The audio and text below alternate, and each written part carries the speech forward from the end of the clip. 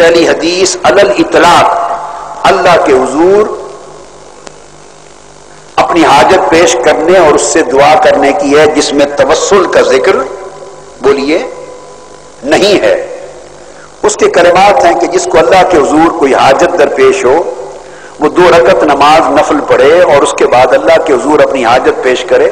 اللہم انی اسألک موجبات رحمتک وعزائم مغفرتک والغنیمت من کل بر والسلامت من کل اسم، یہ پوری آپ جانتے ہیں، اس دعا کو بیان کیا۔ اور جو بات میں کہنا چاہتا ہوں، امام ابن ماجہ نے یہ حدیث بیان کر کے اس کے اختتام پر حکم حدیث بیان نہیں کیا، حکم حدیث بیان نہیں کیا۔ پھر اس باب صلاۃ الحاجہ میں دوسری حدیث لائے ہیں امام ابن ماجہ، احمد بن منصور بن سیار کی روایت سے پوری سند کے ساتھ، اور وہ یہ حدیث توسل ہے، اور اس باب میں فقط 2 حدیثیں لائے ہیں۔ اللہ، جس میں آقا علیہ السلام نے تلقین کی کہ اللہ کے حضور اپنی جا کے حاجت اس طرح پیش کر، اللہم انی اسألک، اے اللہ میں تجھ سے سوال کرتا ہوں، وَأَتَوَجَّهُ إِلَيْكَ بِمُحَمَّدٍ نَبِيِّ الرَّحْمَةِ، اور تیری طرف سیدنا محمد مصطفیٰ صلی اللہ علیہ وآلہ وسلم کے وسیلے سے، بات توسل کے لیے کہ وسیلے اور واسطے سے متوجہ ہوتا ہوں جو نبی رحمت ہیں، اور یہ کہہ کر پھر مجھے پکار، حضور علیہ السلام نے فرمایا مجھے ندا دے، اور کہنا یا محمد، یا رسول اللہ صلی اللہ علیہ وسلم، پھر پکار کے مجھے خطاب کرنا، انی قد توجہت بک یا ربی فی حاجتی ھذہ، اب یا رسول اللہ میں آپ کے وسیلے سے اللہ کی بارگاہ کی طرف متوجہ ہوں اور سائل بناؤں تاکہ میری حاجت پوری ہو جائے، حاجت روائی ہو جائے۔ اب 2 چیزیں اس حدیث میں بیان ہوئی ہیں، ایک توسل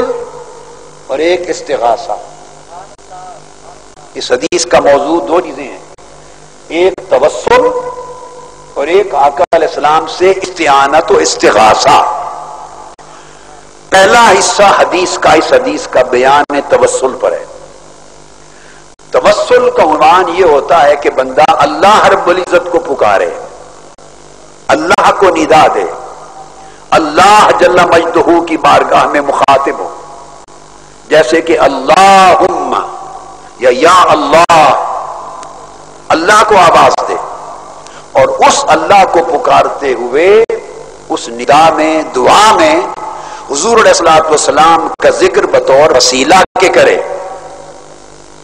اس حصہ حدیث کو توسل کہتے ہیں۔ تو آقا علیہ السلام نے اپنے صحابی کو اور صحابی کے ذریعے پوری امت کو قیامت تک 2 تعلیمات دیں صلاۃ الحاجہ کے لیے۔ پہلا حصہ تعلیم توسل کا دیا کہ اللہ کو پکار کے سوال کرنا اور میرا وسیلہ اللہ کے حضور پیش کرنا، کہ میں رسول پاک صلی اللہ علیہ وسلم کے وسیلے سے اے باری تعالیٰ تیری طرف متوجہ ہو رہا ہوں۔ یہ حدیث کا پہلا حصہ ہے جس سے ثبوت توسل ملا۔ اور پھر آقا علیہ السلام نے فرمایا جب میرا وسیلہ پیش کر چکو اللہ کو خطاب کرتے ہوئے، تو اس کے بعد پھر خطاب کا التفات کرنا، پھر خطاب کا رخ میری طرف کر دینا، اور پھر مجھے پکارنا۔ اس دعا کے پہلے حصے میں اللہ کو پکارا جا رہا ہے اور حضور علیہ السلام کو اللہ کے حضور بطور وسیلہ پیش کیا جا رہا ہے، اور انہی کلمات دعا میں جو حضور علیہ السلام نے سکھائے، پھر ان میں حضور علیہ السلام کو ندا دی جا رہی ہے، پکارا جا رہا ہے یا محمد کہہ کر صلی اللہ علیہ وسلم، اور حضور سے خطاب کیا جا رہا ہے انی قد توجہت بک الی ربی فی حاجتی ھذہ، اب یا رسول اللہ میں آپ کے وسیلے سے اللہ کی طرف متوجہ ہو رہا ہوں تاکہ میری حاجت روائی ہو جائے۔ تو حضرات محترم اس بات کو سمجھ لیں، یہ ایک اصولی بات ہے کہ اللہ سے خطاب کر کے دعا اللہ سے کرتے ہوئے جب حضور کا اسم گرامی بطور وسیلہ آئے تو یہ دعائے توسل ہے، اور پھر جب حضور علیہ السلام کو ندا دی جائے، پکارا جائے، یا کہہ کر اور حضور کو خطاب کر کے عرض کیا جائے باری یا رسول اللہ میں آپ کے وسیلے سے اللہ کے حضور متوجہ ہو رہا ہوں، تو یہ کلمات استعانت و استغاثہ ہیں، تاکہ آپ میری مدد فرمائیے، میری شفاعت فرمائیے اور اللہ کے حضور سے میری حاجت روائی کر کے دیجئے، جو مانگ رہا ہوں وہ مجھے دلا دیجئے۔ تو آقا کو خطاب کرنے کا جو حصہ ہے اس کو استغاثہ کہتے ہیں۔ تو آقا علیہ السلام نے وہ اس حدیث کے ذریعے وہ دعا تلقین کی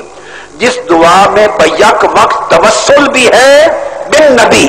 اور استغاثہ بھی ہے بالنبی،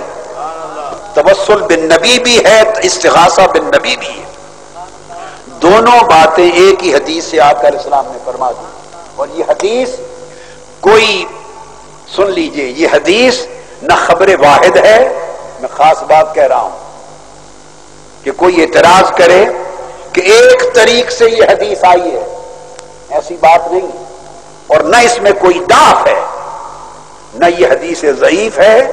نہ خبر واحد ہے کہ کوئی کہے کہ عقیدے کے باب میں اسے حجت تسلیم نہیں کیا جا سکتا، نہیں، اسے اصحاب سنن نے، سیاستہ نے، ہر ایک نے الگ الگ اپنی سند اور طریق کے ساتھ روایت کیا، اور ہر امام حدیث نے اس حدیث کو صحیح کہا، اور پھر ائمہ حدیث نے اس حدیث کو صلاۃ الحاجہ کے باب میں روایت کیا۔ اسی طرح امام نووی کی کتاب الاذکار اٹھائیے، امام نووی کی کتاب الاذکار، تو جس میں ذکر اور اس کے اندر پھر دعوات کا باب ہے، اور صلاۃ الحاجہ کے تحت امام نووی یہی حدیث توسل اور حدیث استغاثہ لائے، تو جس سے پتہ چلتا ہے جو امام ایک ہی حدیث کوٹ کرے یا دو حدیثیں کوٹ کرے توسل اور استغاثہ بالنبی پر صلاۃ الحاجت کے تحت، تو ایک تو حدیث کی صحت کا پتہ چلا سند کے ذریعے، دوسرا پتہ چلا کہ اس امام حدیث کا اپنا عقیدہ بھی توسل اور استغاثہ ہے رسول کے ساتھ۔ اب اس کی میں طرق بیان کرنا چاہتا ہوں تاکہ آپ جان سکیں کہ حدیث اپنے طرق میں کتنی مضبوط ہے۔ یہ حدیث بہت سے طرق کے ساتھ، کچھ چیزیں میں نے کل بیان کی، کہا تھا تھوڑی سی مشکل آئیں گی علمی اعتبار سے، لیکن کل آپ کی خوش قسمتی کہ مشکل حصہ نہیں آیا، آج کچھ چیزیں آ جائیں گی، اور میں امید کرتا ہوں کہ آپ تھکیں گے نہیں اور بوجھ محسوس نہیں کریں گے، اپنے ذوق میں، اپنی اسی توجہ میں بیٹھے رہیں گے، اور الٹیمیٹلی وہ چند منٹ کی فنی گفتگو کے بعد آگے گزر جائیں گے، ہم پل کراس کر جائیں گے برج، اور انشاءاللہ غالب حصہ درس حدیث میں علمی بحثوں کے ساتھ ساتھ آپ کے ذوق کے لیے رہے گا۔ یہ حدیث توسل و استغاثہ صلاۃ الحاجہ کے باب میں، اور ایک بات یاد رکھ لیجئے، جب آقا علیہ الصلوۃ والسلام ایک حکم فرماتے ہیں، وہ حکم پھر ایک صحابی کے ذریعے پوری امت کے لیے ہوتا ہے، کیونکہ میں آگے چل کے بتاؤں گا، پھر یہ صرف حضور علیہ السلام کی حیات ظاہری میں اس حدیث توسل و استغاثہ پہ عمل نہیں ہوا، بلکہ حضور علیہ السلام کے وصال کے بعد سیدنا عثمان غنی کے دور میں بھی اس پر عمل ہوا، آقا علیہ السلام سے توسل اور استغاثہ کیا جاتا رہا، اور اس کے بعد کے ادوار میں بھی ہوتا رہا، یہ کتب حدیث سے ثابت ہے۔ اس حدیث کے بہت سے طرق ہیں، ایک تو یہ حدیث پہلا طریق، یہ ذہن میں رکھ لیں کہ اس حدیث کو روایت کرنے والے، جیسا کہ میں نے آپ کو عرض کیا، اس حدیث کی روایت کرنے والے صرف امام ترمذی، امام نسائی اور امام ابن ماجہ بھی نہیں، بلکہ امام ابن خزیمہ بھی اپنی صحیح میں روایت کرتے ہیں، اسے امام احمد بن حنبل بھی مسند میں روایت کرتے ہیں، ہر ایک کا اپنا اپنا طریق ہے، اتنے طرق اس حدیث کو میسر ہیں۔ امام حاکم بھی مستدرک میں روایت کرتے ہیں، امام طبرانی بھی المعجم الصغیر میں اور المعجم الکبیر میں روایت کرتے ہیں، حتیٰ کہ خود امام بخاری بھی اس کو روایت کرتے ہیں، اپنی التاریخ الکبیر اور اب تاریخ الکبیر میں حدیث نمبر امام بخاری کا ہے 2192. پھر ان کے شیوخ میں امام عبد بن حمید اپنے مسند سے روایت کرتے ہیں، امام نسائی عمل الیوم واللیلہ میں روایت کرتے ہیں، امام بہقی دلائل النبوت میں روایت کرتے ہیں، امام منذری الترغیب والترہیب میں روایت کرتے ہیں، اور سب اسے صلاۃ الحاجت میں لاتے ہیں. تو گویا ان تمام ائمہ کا عقیدہ یہ ہے کہ جب حاجت درپیش ہو نماز کے ساتھ دعائے توسل و استغاثہ کرنی چاہیے. حاجت روائی کے لیے تاجدار کائنات صلی اللہ علیہ وآلہ وسلم سے توسل کرنا چاہیے اور آقا علیہ السلام کی بارگاہ میں استغاثہ کرنا چاہیے اور یوں اللہ کے حضور متوجہ ہونا چاہیے. اور میں نے بیان کیا تھا کہ سب سے بڑھ کر یہ کہ اسے علامہ ابن تیمیہ نے بھی بیان کیا، مجموع الفتاوی جلد اول صفحہ 74 پر، اور اس کی تصدیق کی، اس کو حدیث صحیح کہا. ابن تیمیہ نے بھی اس کو رد نہیں کر سکے، اور امام حیثمی بھی مجموع الزوائد میں اس کو روایت کرتے ہیں. اور میں عرض کیا کہ علامہ ابن تیمیہ نے بھی اس کو بیان کیا اس حدیث کو کہ وہ شخص جب آقا علیہ السلام کی بارگاہ سے یہ حدیث توسل اور حدیث استغاثہ کا امر لے کے گیا، اس نے گھر جا کے وضو کر کے 2 رکعت نماز نفل پڑھتے ہوئے یہ دعا کی حضور کے وسیلہ اور استغاثہ سے، اور دعا کر کے واپس لوٹا تو علامہ ابن تیمیہ وہ بیان کرتے ہیں کہ فرد اللہ علیہ بصرہ، حضور کا وسیلہ دے کر مصلی سے اٹھا نہیں تھا کہ اس کی بینائی لوٹ آئی تھی. اس کو امام حاکم نے تو روایت کیا ہی تھا اس بات کو، اور امام طبرانی نے بھی روایت کیا تھا اور کہا تھا کہ یہ حدیث اس حصے کے ساتھ کہ بینائی بھی لوٹ آئی یہ صحیح ہے علی شرط بخاری، لیکن علامہ ابن تیمیہ نے بھی اس کی تائید کر دی. اب اس کے طرق اس حدیث کے آپ دیکھیے کتنے قوی ہیں، اتنے قوی طرق کے ساتھ جس حدیث کی صحت پر حدیث کے کسی امام نے اور جرح و تعدیل کے کسی متفنن ماہر نے اور کسی علامت الدہر نے پوری 1200 سال کی تاریخ میں کسی ایک نے جس حدیث کی صحت پر اعتراض تک نہیں کیا،